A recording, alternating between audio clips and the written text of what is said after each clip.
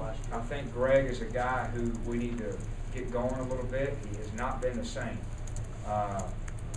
coming back from all his injuries physically. You know, just hadn't. He missed spring practice. He missed training camp. You know, he's missed a lot. And but we need to get him. He's a guy.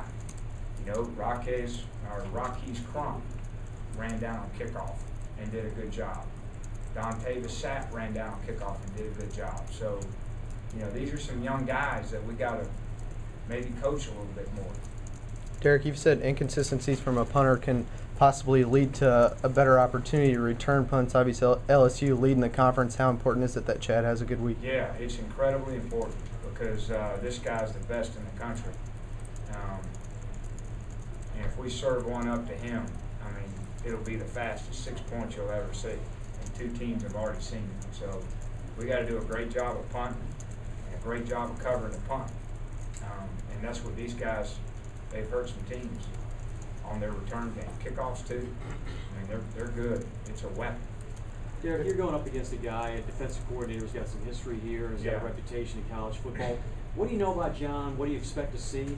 Played against him a lot, and he's always had great defenses. It didn't matter, you know, I played against him twice. Or I played against him at LSU 3 times.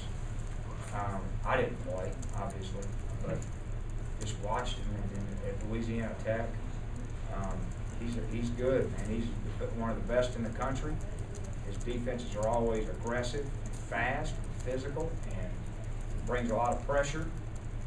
And you got to earn it.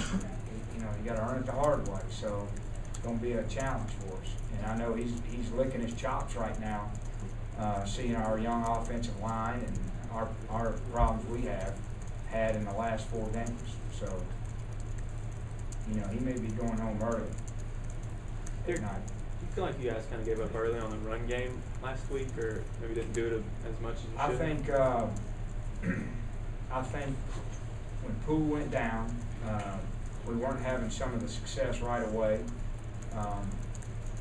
We also felt like we could throw it on them well. We just felt that going in, and early on it proved true, you know. And so we came out in the third quarter wanting to throw the ball and push it down the field, and had we caught those balls, we'd be feeling pretty good right now. So then when those didn't execute, now you go back to the run game, and it's, you know, everybody's pressing a little bit. So, you know, they were packing it in there, total blitzing. You got to be able to throw and catch and hurt, and we had plenty of opportunities to do that. You've been on the sideline at LSU and Tigers Stadium as an assistant at LSU, as an opposing coach. Mm-hmm. Talk about the differences. What's that like? It depends on how the Tigers are playing. If the Tigers are playing good, it's hard to be an opposing coach. If the Tigers are not playing good, sometimes it's hard to be a coach for the Tigers, you know. But it's about like most great venues. The best thing the opponents can do is come down there and play with them. And because if you allow the crowd to be a weapon, it'll be a weapon. It's no different than Neyland Stadium. So, look, that's one of the things that makes this conference special. Are these game days around the league, and this is one of them. Ours is one of them. Rajah Neal is. You talk about Matt being unaffected. Do you expect that on the road, because he's been unaffected at home, but the road's different in that sense? Yeah. Well, I don't know. You know, this will be fun to watch. You know, it's like I said, half of our travel squad, this will be our first trip together, a road trip. So, you know, you don't know what's going to happen. Just think about when you got in the car with your 4 buddies and you've never been on a road trip before. You hit the highway, man, you don't know what's going to happen. You don't know these guys. And that's what we got. Coach, how was Fulton on Saturday? Is he still pushing? Zach did good. He worked, and he'll keep getting some reps. He's going to be good for us. And with all the sacks in the last 2 games, does that start to affect play calling when you get to the Yeah, next game? it does. And it's hard because you don't want it to be, you know, what you can't do, and it's tough on Jim.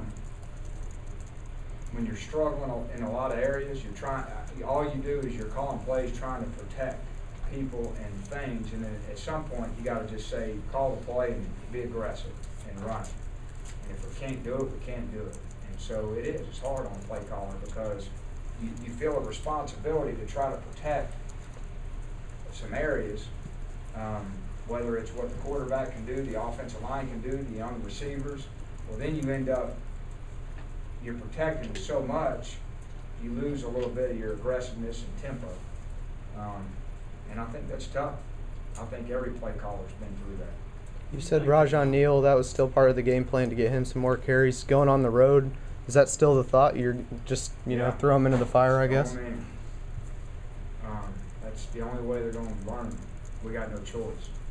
Do you think getting Gerald Jones back might help you a little bit with your third down? I hope so. I do. You know, I think the first couple of third downs of the year, Jimmy, we hit Gerald on it.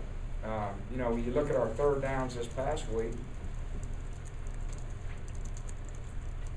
You averaged, on third down, you had 3rd and 10 or more on average.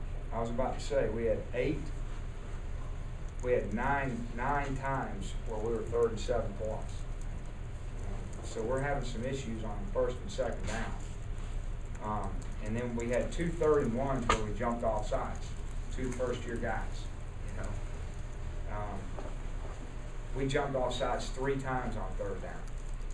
All first-year guys. You know, that's where you're inexperienced. I mean, they're up there, they're doing all their jump blitzes, and then you know they stem, they say hut. You know, it's like high school.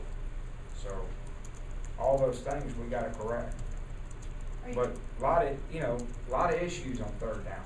Whether it's being in 3rd long is an issue, it's protection is an issue, it's decision making and accuracy is an issue, it's drops an issue.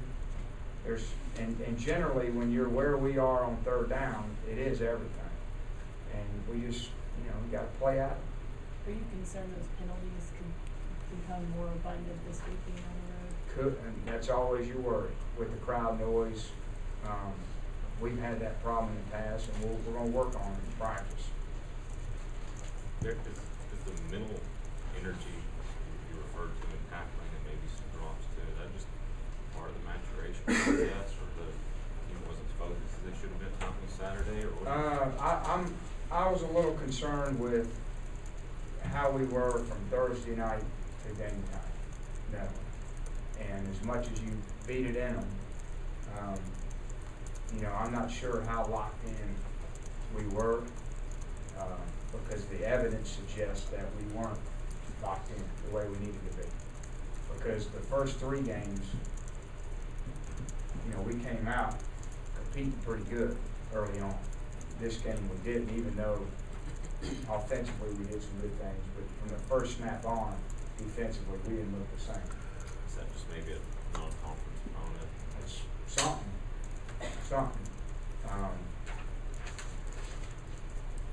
Because the most inexperienced we had on offense, and they came out a little better. Our experienced guys did. And so something happened Thursday night to Saturday from the mental standpoint. Coach, if we talk to players, and a lot of times they say they like playing on the road, they like the crowd against them. As a coach, what's been your experience? Is there a big difference between your team playing at home and the way they perform on the road, one way or the other? It's fun to go on the road and you got a good, confident team and go in there and play well and get a victory. I think everybody in athletics likes that. I think everybody, if they had a choice, they'd play at home. So, we're just going to go see how we do. I don't know how we're going to perform.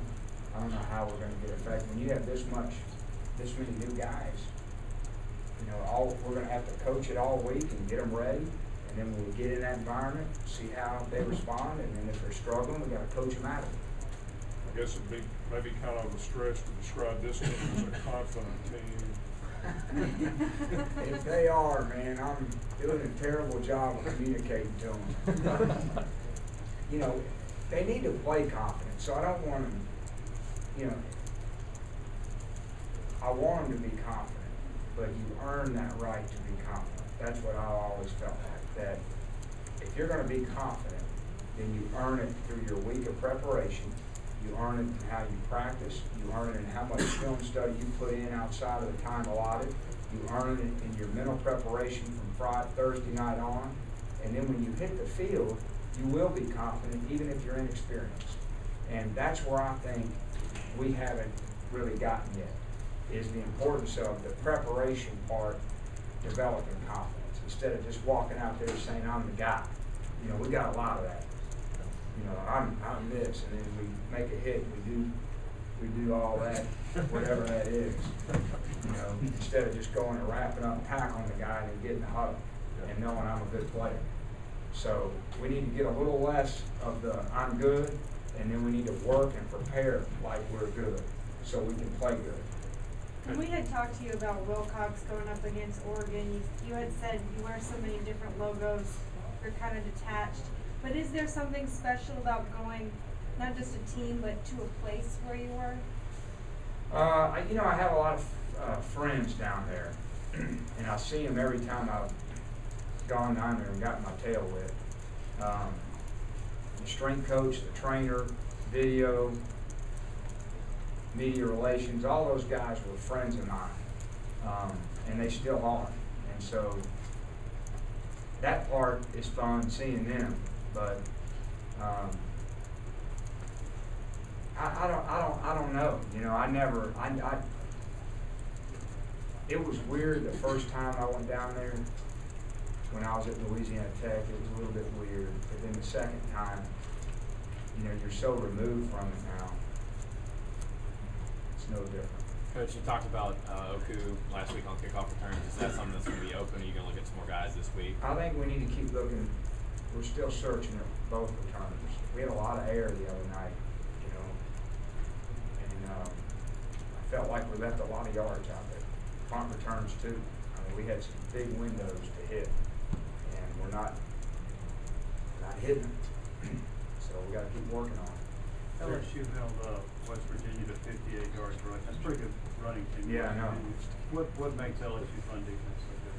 Well, they have phenomenal talent. Let's start with that. Their defensive line, I mean, it looks like watching the NFL team on defense. They have, when I say phenomenal talent at every position, they probably have one of the best secondary guys in the country. And they have great coaching. So when you combine great coaching and phenomenal talent, and you can tell that they believe in their system, you got a great defense. Is Gerald cleared to practice tomorrow, or is that what you're waiting on? No, I think he's cleared. You know, we just got to go see him, get in the mix. Is that He's gonna got to wear something. Will you just know then when you see it the next couple of days? Yeah, it's kind of like, you know, I don't want. He's back, and I haven't seen him go out there and run a route or hit somebody. How's his finish? I don't know. Ask McVay. You said you have to wear something. Is it just like You a gotta wear brace? like a splint or something, you know. With him just coming back, does that make you more hesitant to look at him at punt return, even though he's been there in the past? I probably won't put him back there right away. We need to get him playing receiver. What's been your biggest issue with Lipstick? I think the backs need to do a better job from a technique and toughness standpoint. That's number one. And then number two, a lot of times the blitzes just create some one-on-ones up front, and you know, we are, when you're a little bit hesitant of who to pick up, when you set, you don't really set at the right, you know, position. You're not in good relative position. You're not in good body. You get a little off balance, and so it just takes a lot of experience up front. And sometimes you get some one-on-ones, so some of the guys can't help you. You might get a little mismatch every now and then. So